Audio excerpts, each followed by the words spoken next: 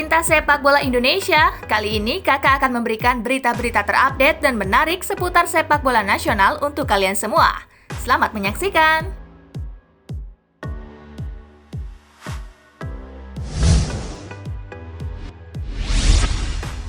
Syahrian Abimanyu resmi direkrut klub raksasa Malaysia Johor Darul Takzim.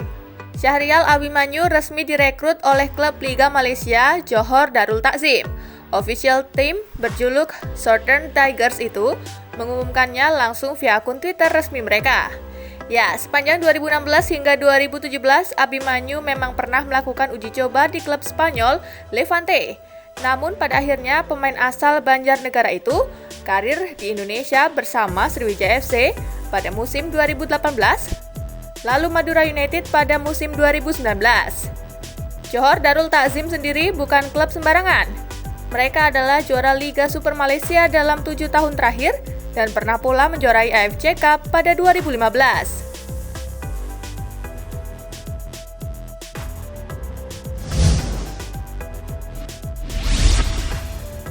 Persija asal Aceh, Fahri Agri cetak gol cantik di Liga Qatar. Salah satu mantan pemain Persija Jakarta asal Aceh, Fahri Agri berhasil tampil gemilang dan mencetak gol cantik dalam pertandingan lanjutan di Liga Qatar. Teranyar pemain kelahiran Lok Sumawe ini pun berhasil mencetak gol indah untuk Meshaimer ke gawang Muaitar SC di ajang Emir Cup 2021. Bertanding di Stadion Hamad bin Khalifa pada Senin 22 Desember 2020 malam waktu setempat, Fahri Agri jadi pencetak gol kedua timnya pada menit ke-86.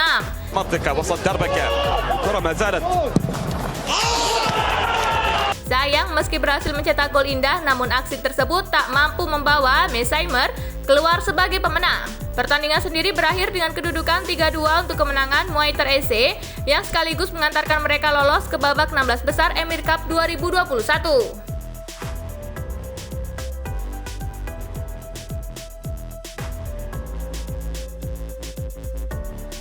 Garuda Select 3 meraih hasil imbang kontra Port Vale U18.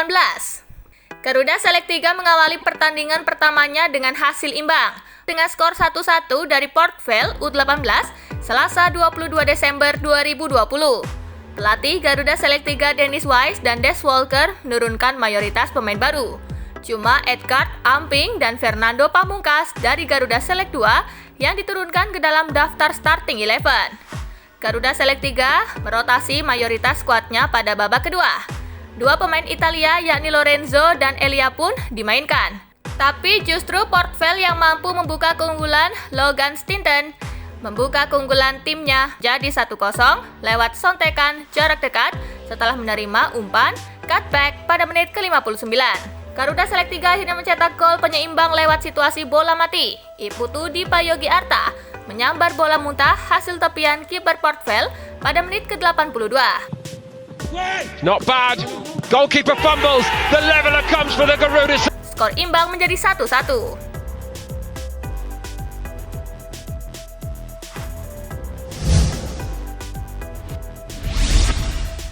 Empat klub bola Indonesia saingan jadi klub terpopuler Asia.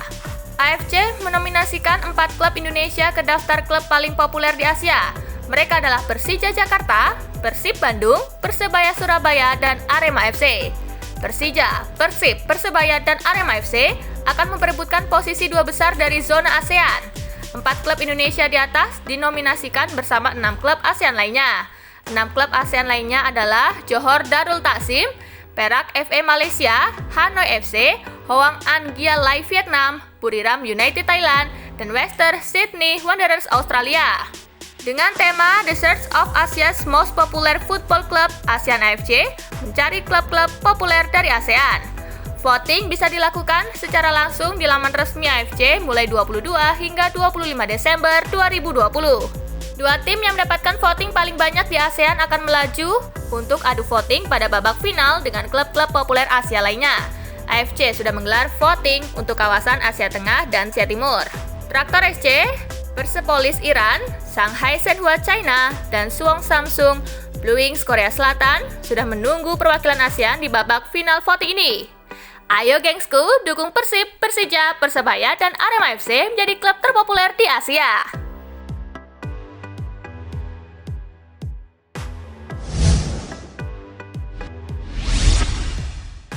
5 pemain senior yang dipercaya masuk skuad Timnas Indonesia U22 proyeksi SEA Games 2021. Pelatih Sinteyong memanggil 36 pemain untuk mengikuti pemusatan latihan Timnas Indonesia U22 proyeksi SEA Games 2021. Dalam daftar tersebut terdapat 18 pemain yang berusia di atas 22 tahun. Mayoritas pemain senior yang dipanggil memiliki pengalaman di Timnas Indonesia kelompok umur dan SEA Games. Hal ini menjadi bukti pelatih Sinteyong penasaran melihat kualitas dari nama-nama tersebut. Lantas, siapa saja pemain-pemain senior yang dipanggil ke Timnas Indonesia U22 untuk persiapan SEA Games 2021? Berikut ini pemain senior dengan indikator berusia di atas 22 tahun. Nadeo Argawinata, 23 tahun. Ryuji Utomo, 25 tahun.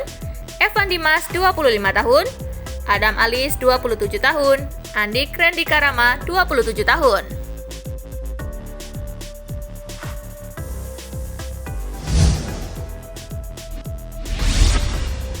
Ryuji Utomo dipastikan melewatkan panggilan TC Timnas Indonesia U22. Bek Persija Jakarta yang sedang dipinjamkan ke Penang FC, Ryuji Utomo dipastikan melewatkan panggilan pemusatan latihan Timnas Indonesia U22 di Jakarta. Kabar itu dikonfirmasi langsung oleh Penang FC. Ryuji Utomo menjadi salah satu dari total 36 pemain yang dipanggil untuk mengikuti TC Timnas Indonesia U22 proyeksi SEA Games 2021. Pemusatan latihan itu digelar di Jakarta sampai 31 Desember 2021. Ryuji tak memungkinkan mengikuti TC Timnas Indonesia U22 karena sudah berada di Malaysia dan selesai mengikuti karantina wajib. Ryuji bakal langsung berkumpul dan berlatih dengan Penang FC untuk menyongsong musim baru 2021.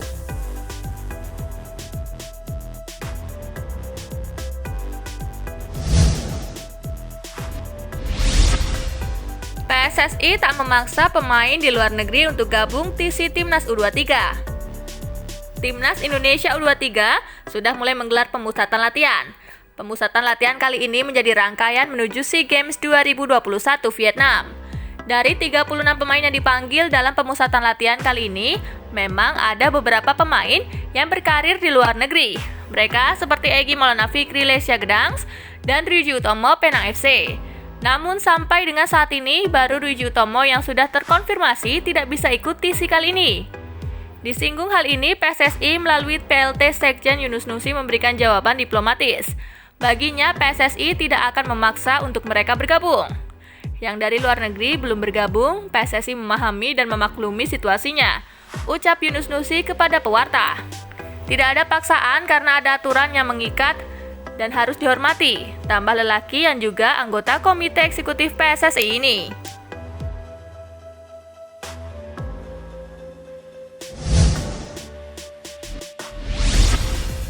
Kurnia Mega heran barang lelangnya dicibir. Mantan penjaga gawang Timnas Indonesia Kurnia Mega melelang sejumlah barang yang dimilikinya. Keputusan yang diambil tersebut menuai reaksi beragam di publik. Ada pro dan kontra. Mega sebetulnya tidak masalah bila ada yang kontra dengan lelang yang dilakukannya. Namun ia sangat menyayangkan sejumlah pihak menghujatnya karena dinilai tak menghargai barang-barang hasil jerih payahnya. Dalam lelang tersebut, Mega menggandeng Viking Jakarta. Nantinya, hasil dari uang yang didapatkan tidak cuma masuk ke kantong pribadinya, melainkan juga buat kegiatan sosial. Apa karena saya lelang atau jual beberapa barang milik saya bisa divonis saya tidak menghargai itu semua? Yang penting saya tidak merampok atau tidak berbuat tindakan kejahatan dan lain-lain. Tulis Mega dalam Instagram story miliknya. Yang saya lakukan halal dan ada tujuan untuk sosial juga dari hasilnya nanti. Terima kasih Viking Jakarta yang selalu peduli, berkenan membantu saya pribadi. Allah balas berlipat-lipat kebaikan kalian semua. Lanjut dari tulisan tersebut.